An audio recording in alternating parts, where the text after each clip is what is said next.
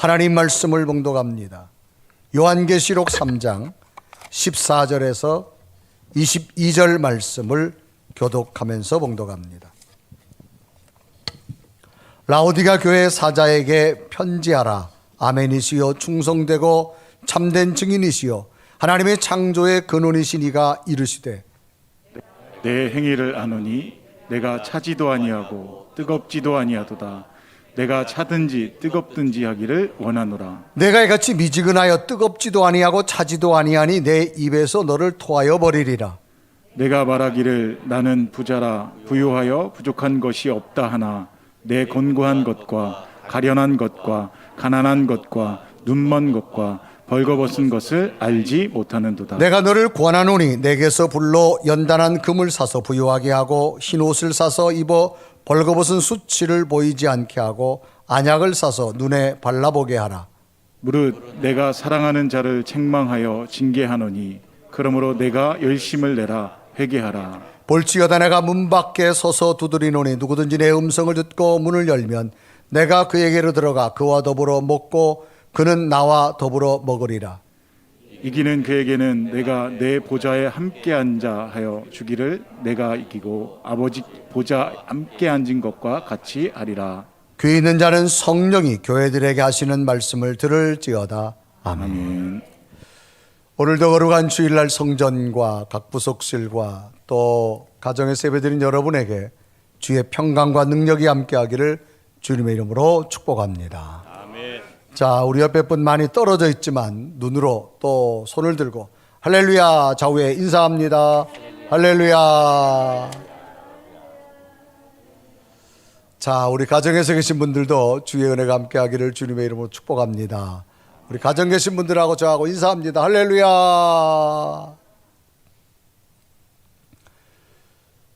아멘.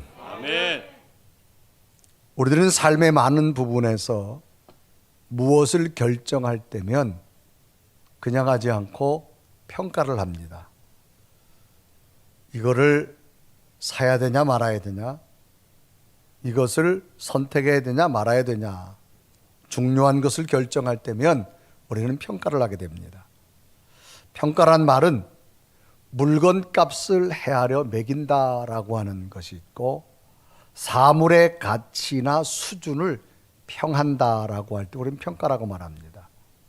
그래서 평가를 함으로 말미암아 중요한 것과 중요하지 않은 것, 덜 중요한 것, 더 중요한 것, 가치의 기준이 설정됩니다. 평가를 통하여서 가치를 찾아내게 되지요. 중요한 것과 중요하지 않은 것.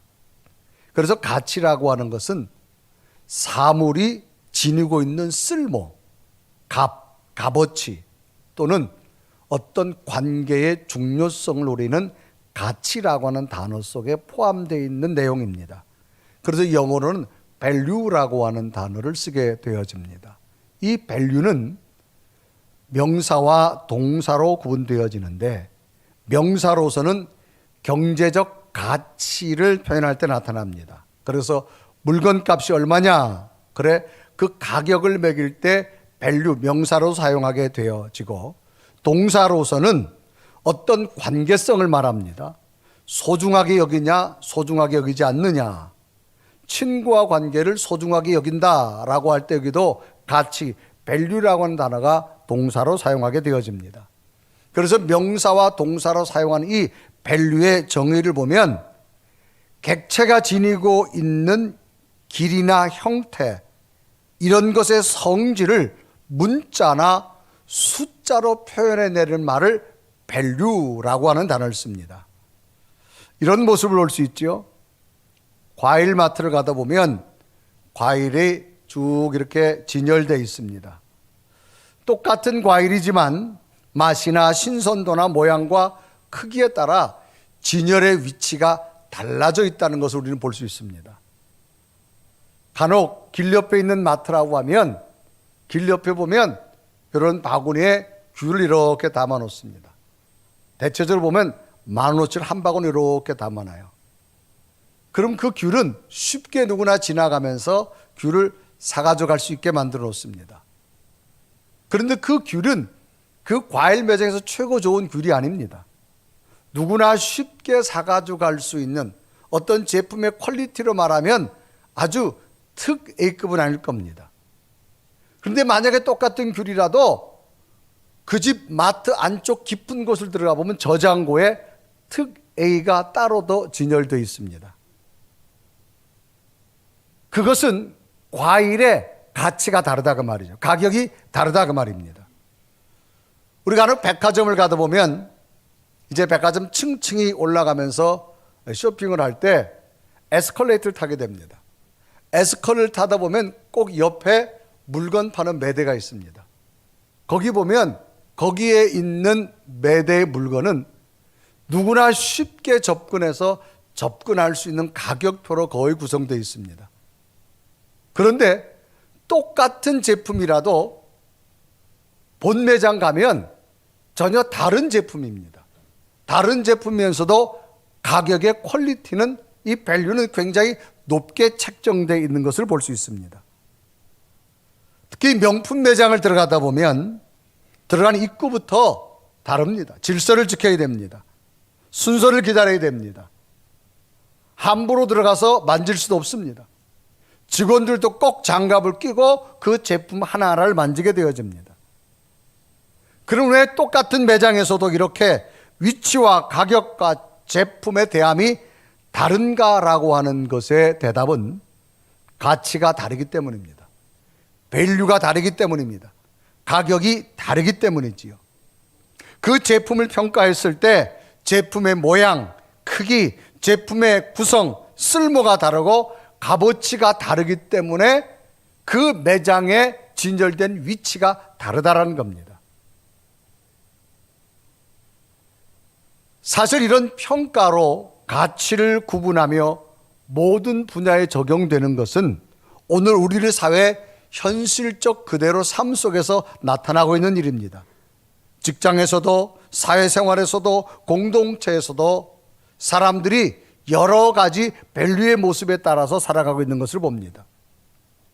그것은 모든 사람들이 최고의 가치를 서로가 원하기 때문이지요. 그러면 이런 맥락에서 오늘 나 자신의 삶의 가치는 과연 어느 정도인가라고 하는 것을 우리는 생각해 볼 수 있어야 됩니다. 이 세상에서 다양한 사람들이 살아가고 있습니다. 마치 과일의 종류가 다르고 생선의 종류가 다른 제품의 모습이 있는 것처럼 이 세상에는 다양한 사람들의 모습의 사람들이 서로 관계를 맺고 살아가게 되지요. 이런 사회 속에서 우리는 어떤 지혜가 필요할까? 다른 사람들과의 비교가 아니라 자신만이 가지고 있는 자리에서 자신만이 가지는 독특성으로 최고의 가치를 만들어낼 수 있는 지혜가 필요합니다. 이런 설명으로 이해할 수 있습니다. 감자는 감자로서 최고를 만들고 고구마는 고구마 가운데서 최고의 가치를 만들 수 있는 삶의 자세가 필요합니다. 감자가 고구마와 비교할 필요가 있고 고구마가 감자와 비교할 필요가 없습니다. 감자를 굳이 고구마로 만들 필요가 없다 이 말입니다. 감자는 감자로서의 최고의 가치를 만들며 살아가야 됩니다. 결국 자신의 가치는 자신이 만들어가는 것이라는 거지요. 비교가 아니라 자신만이 가진 독특성으로 자신의 밸류, 자신의 가치를 만드는 삶의 지혜가 필요한 겁니다. 이런 평가 속에서 나타나는 가치는 우리 삶뿐만 아니라 예수님께서도 나타내신 것을 볼 수 있습니다. 오늘 성경 본문은 요한계시록입니다. 저자는 사도 요한이란 제자지요. 기록 연대는 AD 95년, 96년경입니다. 반모섬에 유배되어 있는 사도 요한을 통해서 환상 중에 소아시아에 있는 7교회의 평가를 하시면서 이 사도 요한을 통해서 환상 중에 메시지를 전달하고 되는 것을 시작합니다. 그리고 세상의 마지막 때 무슨 일이 일어날 것인가를 상징적인 숫자들과 환상적인 개념들로 묘사하면서 마지막 믿는 자들의 최후의 승리를 요한계시록에 소개하고 있습니다. 오늘은 이런 소아시아 7교회 가운데 라오디게아의 교회의 평가를 소개하고 있는 내용이 오늘 성경 본문입니다. 요한계시록 3장 14절에 이르고 하죠. 라오디게아 교회의 사자에게 편지하라. 아멘이시요 충성되고 참된 증인이시요 하나님의 창조의 근원이시가 이르시되라고 기록합니다. 이 라오디게아는 소아시아의 내륙과 바다로 나가는 관문인 에베소를 연결하는 교통의 요충지입니다. 때문에 무역이 굉장히 발달했을 뿐만 아니라 당시 양을 많이 키워서 이 면적물, 좋은 양모를 생산하게 되어지고 산업과 금융업이 발달했던 곳입니다. 그래서 이곳의 사람들은 매우 경제적으로 부유하게 살았습니다. 또 이 지역은 자유분방한 사회적 분위기를 일찍 받아들였습니다. 그래야 이곳에 세워진 라오디게 교회 성도들은 비교적 외부의 핍박이나 경제적인 어려움을 겪지 않고 신앙생활을 할 수가 있었습니다. 그러나 라오디게 교회는 그런 최적의 조건에도 불구하고 소아시아의 7교회 중 가장 최악의 영적 상태를 가지고 신앙생활하게 되어 주님으로부터 평가에 가장 큰 책망을 들은 교회 중에 하나가 라오디게아 교회입니다. 당시 라오디게아는 상업과 금융, 의학이 발달한 도시로 당시 큰 지진이 일어났어도 자체적으로 복구할 만큼 물질적 풍요를 누렸던 곳이 라오디게아입니다. 그런데 물 사정이 좋지 않아서 멀리 떨어진 히아라볼리라고 하는 온천수를 수로로 끌고 와서 저들은 식수로 사용하게 되어졌습니다. 그 온천수는 처음에 뜨겁지만 이 라오디게까지 오는 도중에 물이 다 식습니다. 그래서 물이 온도가 차지도 않고 뜨겁지도 않아서 미지근하여서 사람들이 마시기에는 굉장히 역겹습니다.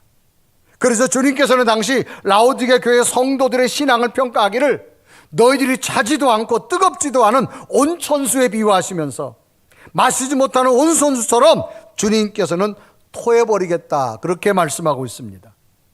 그래서 요한계시록 3장 16절에 기록합니다. 내가 이같이 미지근하여 뜨겁지도 아니하고 차지도 아니하니 내 입에서 너를 토하여 버리리라. 이처럼 주님께서는 라오디게아 교회의 영적 실상을 평가하시면서 신앙의 태도를 지적하신 겁니다. 이처럼 주님의 평가의 최고의 칭찬이 아니라 책망이 되어버린 이 라오디게아 교회는 무엇이 문제였는가를 찾아보면서 오늘 우리들의 신앙생활도 주님께서 나를 평가할 때 과연 나는 어떤 평가의 가치로 주님이 인정해 주실까를 생각해 보면서 오늘의 말씀이 다시 우리에게 깨달음으로 되어져서 여러분의 신앙은 주님의 평가에 최고점을 받으시고 상급을 받으시고 하늘의 기쁨이 있는 믿음 되기를 주님의 이름으로 축복합니다. 그러면 주님께서는 이 라오디게 교회를 평가하시면서 어떤 지적을 하고 계셨을까? 첫째는 신앙적 기회주의 태도를 지적했습니다. 신앙적 기회주의. 여러분, 기회주의란 말은 뭐냐? 확고한 원칙적 입장을 지니지 못하고 상황이나 세력의 관계에 따라 동요되는 무원칙적인 행동을 말합니다. 그러니까 어떤 신앙의 원칙이 없어요. 상황에 따라 신앙이 이렇게 변하기도 하고 저렇게 변하기도 하고 아주 굉장히 기회주의적인 신앙의 모습을 의미합니다. 이 라오디게 교회 성도들은 신앙적 기회주의 태도가 이들에게 문제였다는 겁니다. 오늘 성경은 당시 라오디게 교회를 향한 주님의 책망이 소개되는데 너희들의 신앙은 어찌 차지도 않고 덥지도 않고 미지근하다. 그러면서 오히려 너희들 같은 신앙을 내가 토해버리겠다고 말합니다. 그래서 미지근한 교회라고 말이죠. 주님께서 너희들이 차든지 덥든지 뜨거워했는데 이것도 아니고 저것도 아닌 신앙의 책망을 주님께서는 하고 있습니다.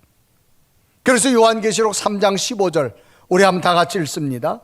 시작. 내가 내 행위를 아나니 내가 차지도 아니하고 뜨겁지도 아니하도다. 내가 차든지 뜨겁지 하기를 원하노라.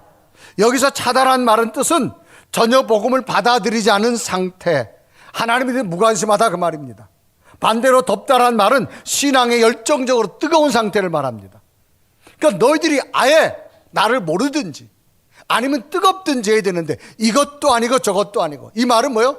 이쪽도 왔다가 저쪽도 갔다가. 굉장히 기회주의적인 신앙생활의 패턴을 이들은 주님은 지적하고 있습니다. 그래서 차지도 않고 덥지도 않다는 말은 완전히 세상적인 것도 아니고 완전히 영적인 것도 아니고 하나님을 사랑하지도 않고 싫어하지도 않고 어정쩡한 신앙의 상태를 주님은 지적하고 있는 것을 봅니다. 그래 기회주의자들처럼 확고한 원칙적 입장이 없어서 천국도 가고 싶고 하나님의 복도 받고 싶고 세상에 좋은 것도 하고 싶고 세상의 기회주의도 누리고 싶고 이런 모습의 주님은 미지근하다는 평가를 말합니다. 그래서 미지근한 신앙은 주님 뭐냐? 토해버리고 싶다라고 말합니다. 그래서 요한계시록 3장 16절에 이루어가죠. 내가 이같이 미지근하여 뜨겁지도 아니하고 차지도 아니하니 내 입에서 너를 토하여 버리리라. 여러분, 우리가 그리스도인들이 된다라고 하는 것이 과연 무슨 뜻일까라는 겁니다. 내가 그리스도인이 된다는 것은 내 속에 예수님이 와 계시는 겁니다. 세상의 어떤 타협도 아니고 예수 그리스도가 나의 구원자가 되어주시고 내 생명 같은 분이고 가슴에 예수 그리스도의 은혜를 새기며 날마다 영적으로 구원의 감격을 가지고 살아가는 자, 그리스도인이라는 겁니다. 그럼 그리스도인들의 가장 소중한 것이 무엇일까? 인간은 육적인 모습도 있고 영적인 모습도 있습니다. 우리가 육적인 모습으로 건강하게 살려면 우리 몸에 육체가 움직일 수 있도록 영양 공급을 자꾸 공급해 줘야 됩니다. 그래서 우리가 음식을 통해서 여러 가지 영양 요소를 우리 몸에 줌으로 말미암아 우리 몸이 건강하게 되어지는 겁니다. 그러면 인간은 육체만 가지고 있냐? 그렇지 않습니다. 우리 육체 속에 영을 가지고 있습니다. 그러면 인간은 육체만 살아있는 것이 중요한 것이 아니라 인간은 영도 살아야만 됩니다. 그럼 영이 살 수 있는 것이 뭐냐? 하나님과 교통이 되어져야 되는 겁니다. 영은 눈에 보이지 않습니다. 우린 생각하고 정신적 세계를 가지고 살아갑니다. 근데 놀라운 사실은 육체를 지배하고 있는 것이 영적인 삶이라는 겁니다. 그래서 현대인들의 모든 질병이 심한 스트레스를 받으면 그 정신적 세계가 바로 육체로 연결되어지는 것. 그러니까 인간은 육체가 더 중요한 것이 아니라 영적 세계가 더 중요하다는 겁니다. 그럼 영이 건강하려면 하나님과 교통이 이루어져야 되는데 그 하나님과 교통은 예배를 통하여서 영적 생활을 통하여서 하나님으로부터 날마다 영양 공급을 받게 되어진다는 겁니다. 그러니까 예배 생활은 우리가 취미 생활도 아니고 여가 생활도 아닙니다. 취미 생활과 여가 생활은 해도 되고 안 해도 되지만 예배는 반드시 인간이 우리에게 그리스도인이라면 할 때 하나님의 날마다 새로운 영적인 에너지가 우리에게 공급될 줄로 믿습니다. 그래서 예배를 드리다 새 힘을 얻기도 하고요, 예배를 드리다 치유받기도 하고요, 고쳐지기도 하고요, 새로운 결단과 변화가 일어나게 될 줄로 믿습니다. 우리 지금 코로나19라고 하는 그런 상황에 있습니다. 환경적인 요소도 중요하지만 가장 중요한 본질은 내 속에 하나님의 은혜를 얼마나 예배를 통해서 채우느냐가 중요합니다. 여러 가지로 방역 제재로 위해서 이제 대면 예배, 비대면 예배 그런 상황이 되어집니다. 대면 예배도 소중하고 비대면 예배도 소중합니다. 오늘도 가정에서 올 수 없어서 예배드린 분들 주님의 이름으로 축복합니다. 여러분, 예배는 하나님과 영적 에너지를 공급받는 시간입니다. 그래서 예배를 드리다가 성령이 내 속에 임하게 될 때 인간이 풀지 못하는 수많은 놀라운 일들을 하나님이 풀어가는 기적을 보게 될 줄로 믿습니다. 그러니까 미지근하다는 말은 하나님을 싫어하는 것도 아니에요. 그렇다고 하나님을 너무 좋아하는 것도 아니에요. 아주 어정쩡한 상태를 말합니다. 그래서 주님은 이런 어정쩡한 신앙을 책망하셨습니다. 당시 라오디게 교인들은 헌신이 없었기 때문도 아닙니다. 종교적 의식이나 행사가 없었기 때문도 아닙니다. 헌신이 있었기에 교회가 세워졌고 여러 종교 의식 행사들이 있었기에 교회 공동체가 있었습니다. 이제는 저들의 신앙이 자기 자만에 빠져서 애매모호한 영적 태도를 가지고 미지근한 성도가 되어졌다는 겁니다. 영적 생활에 대해 무기력하고 복음에 대해서 열을 내지 아니하고 미지근한 신앙생활이 되어버렸습니다. 당시 라오디게 지역에 흐르는 물은 식어버린 온천수입니다. 저 히에라볼리라는 곳에서 수로를 통해서 온천물 뜨겁지만 오다가 다 식어버렸어요. 그리고 석회질로부터 되어지기 때문에 석회물이 함께 섞여 있습니다. 그러니까 불순물이 섞여져 있는, 석회물이 섞여진 미지근한 물 마실 수가 없습니다. 그래서 주님은 오히려 토해버리겠다가 말합니다. 여러분, 이렇게 한번 설명할까요? 여러분, 콜라나 사이다, 오히려 시원하면 마시기가 좋습니다. 근데 그것이 뜨겁지도 않고 차지도 않아요. 과연 그걸 먹을 때 아마 너무너무 맛있다고 하면서 그 음료를 먹는 사람 없을 겁니다. 그래서 주님께서 미지근한 신앙을 토해버 책망하고 있는 거예요. 그럼 주님이 말씀하는 메시지는 뭐냐? 우리의 신앙이 뜨거워지기를 원하실 줄 믿습니다. 이사야서 29장 13절에 말합니다. 주께서 가라사대 이 백성이 입으로 나를 가까이 하며 입술로는 나를 존경하나 그 마음은 내게서 멀리 떠났으니 그들이 나를 경외하면 사람의 계명으로 가르침을 받았을 뿐이라라고 말합니다. 어떤 기준과 원칙도 없이 그저 동요되는 신앙. 예전에는 뜨거웠습니다. 이제 살만해졌습니다. 그러니까 하나님을 떠납니다. 급하니까 또 돌아옵니다. 이런 신앙 하지 말라는 거예요. 여러분, 기회주의, 뜨겁든지 차갑든지 미지근한 신앙이 아니라 뜨거워지는 믿음 되기를 바랍니다. 그저 누군가가 내 믿음을 보면 막 뜨거워질 수 있는 믿음, 그렇게 되기를 축복합니다. 옆 사람 한번 쳐다봐요. 얼마나 뜨거운가. 막 뜨거워가지고 그냥 복음의 열정이 그냥 막 추워서 떠는 거예요? 코로나19 두렵지만 하나님의 성전에 나온 여러분, 가정에 예배하는 여러분, 여러분의 뜨거운 신앙으로 예배가 흠양될 줄 믿습니다. 두 번째 주님의 지적은 잘못된 기준을 지적하고 있는 거예요. 이 라오디게아 교인들은 자신에 대해서 스스로 평가를 합니다. 자신들은 부자라고 말합니다. 자신들이 이제 부족한 것이 없다라고 말합니다. 그런데 주님께서는 너희들이 보기엔 그런 것지만 내가 보기에는 가난한 자다. 옷을 입은 자가 아니라 아주 벌거벗은 자다. 심령이 평안한 자가 아니라 가장 불안한 자라고 주님께서 말하는 거 있는 겁니다. 왜? 저들의 기준이 잘못되어졌기 때문에 보는 거예요. 그래 계시록 3장 17절에 이루어가지고 내가 말하기를 나는 부자라 부유하여 부족한 것이 없다 하나 내 곤고한 것과 가련한 것과 가난한 것과 눈먼 것과 벌거벗은 것을 알지 못하노라. 이 당시 라오디게 교회 교인들의 평가 기준이 뭐냐? 저들은 자기 주관으로만 평가를 합니다. 이들의 잣대 기준은 황금제일주의였어요. 아마도 그 지역 자체가 경제적인 가치가 높다 보니까 내가 하나님 앞에 이만큼 물질을 많이 드렸으니 나는 영적으로도 부유한 자야, 그렇게 착각하고 있다는 겁니다. 마치 물질적 부여를 영적 부여로 착각하고 있다는 겁니다. 그래 자기들 스스로 나는 부유하다, 부족한 것이 없다라고 평가한다는 겁니다. 그래 계시록 3장 11절에 말하죠. 네가 말하기를 나는 부자라 부유하여 부족한 것이 없다 하나 그랬습니다. 자기들이 이제 이만하면 됐다는, 왜? 자기들은 모든 평가 기준은 뭐냐? 물질로 보는 겁니다. 스스로 평가해서 부족함이 없다라는 거예요. 그런데 주님의 잣대는 달랐습니다. 너희들은 벌거벗은 자라는 겁니다. 너희들은 병든 자라는 겁니다. 너희들은 눈이 부어서 앞을 보지 못하는 자라고 말합니다. 그래 요한계시록 3장 17절에 이루어가지요.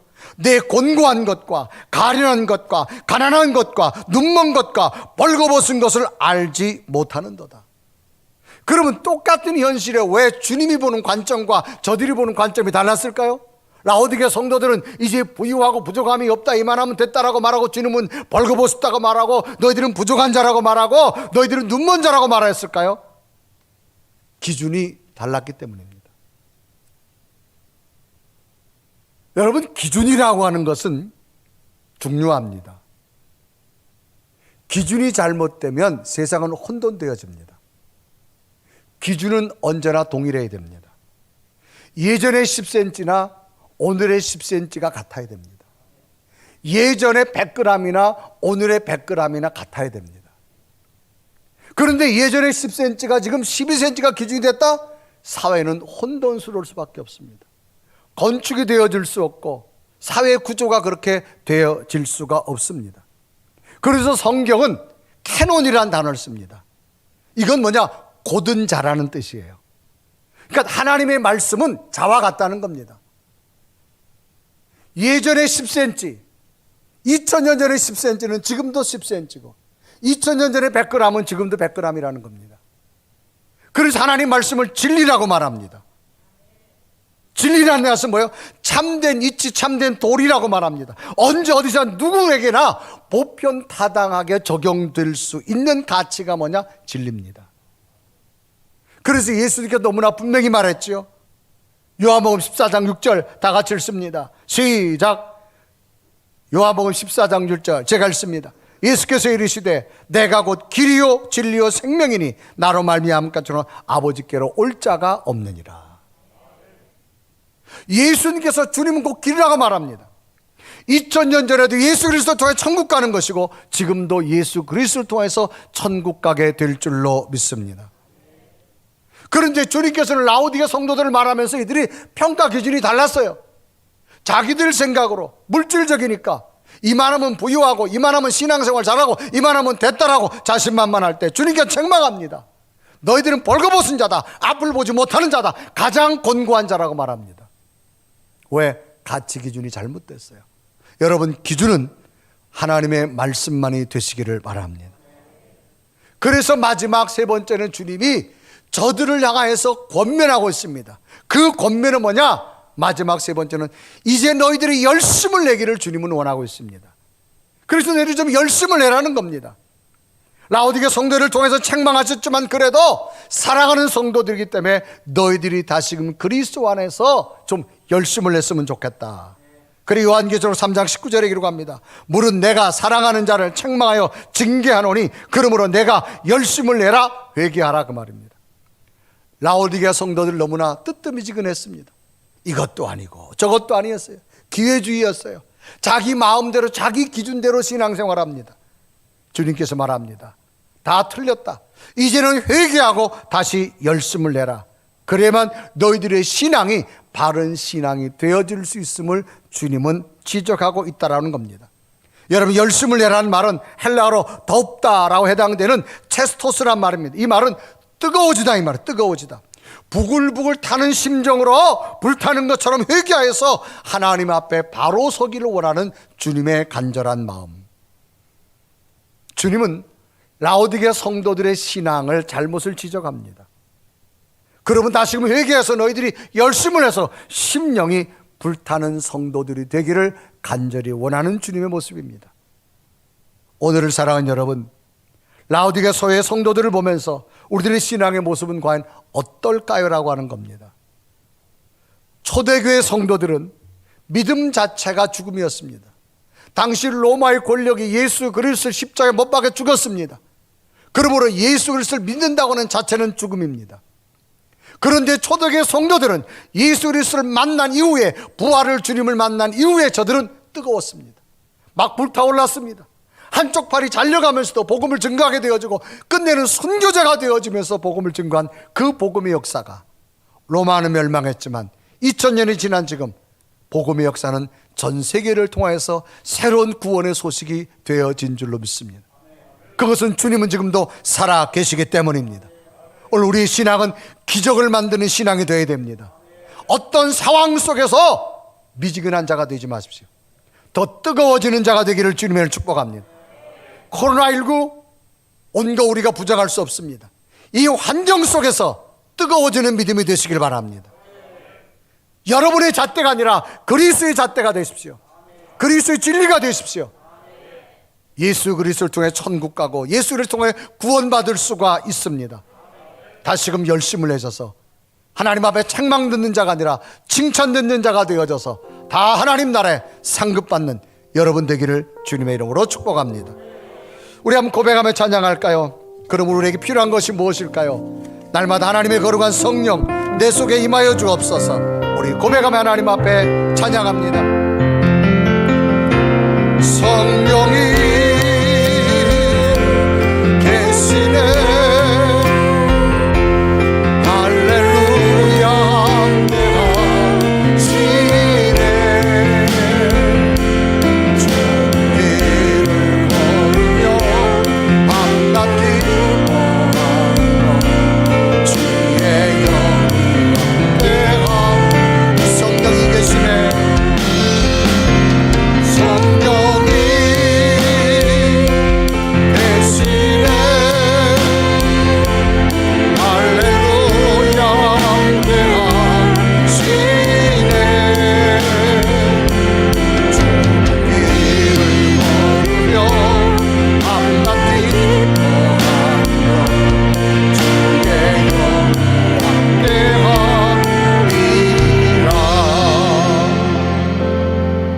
다 같이 두 눈을 감으시고 우리의 신앙의 모습을 한번 뒤돌아보았으면 좋겠어요.